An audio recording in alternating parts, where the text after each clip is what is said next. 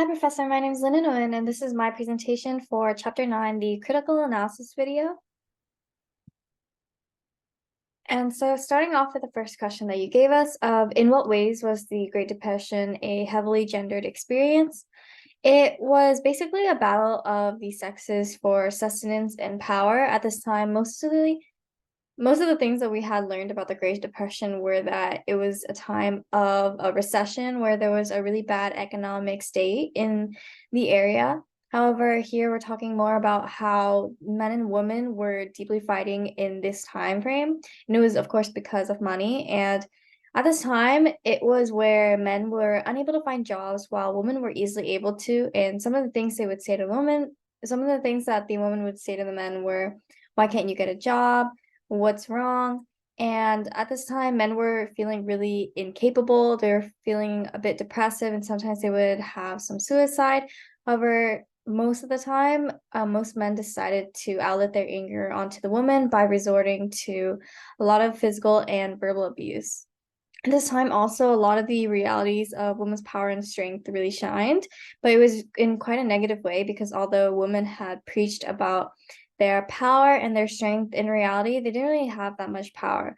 Although at this time they were able to hold more jobs, in reality, men were the ones who were physically stronger, and so they were often suppressing the woman in the ways that they could. And that was, of course, the physical and verbal abuse. And a lot of the men did it at that time to restore their masculinity because they were feeling really incapable and really kind of, I guess, feminine because they didn't have the jobs. And they felt that a lot of women were preaching feminism and they had to restore that masculinity. And one of the people who tried to restore their masculinity because of how proud and how much stronger women were at the time was Rhett Butler. He had raped Scarlett O'Hara in order to tame her because she was initially really proud and selfish. And this was one of the ways that men would abuse these females who they didn't like were more stronger than them, who were seemed superior.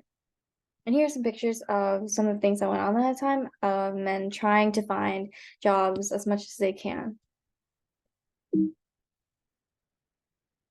The next thing is how did the New Deal older reflect older ideas about women's conventional roles. So at this time, after the New Deal, FDR and a lot of places set out a lot of programs as relief, and most of the programs were seemingly very helpful. However, they were really centered on women. However, they had really negated the women's roles and experiences at this time because it really reverted women back to their conventional roles in the olden times where jobs that they had given to women were very stereotypical. So they would give sewing jobs to women and they would give very low wages, and they would also refuse to give jobs to married women.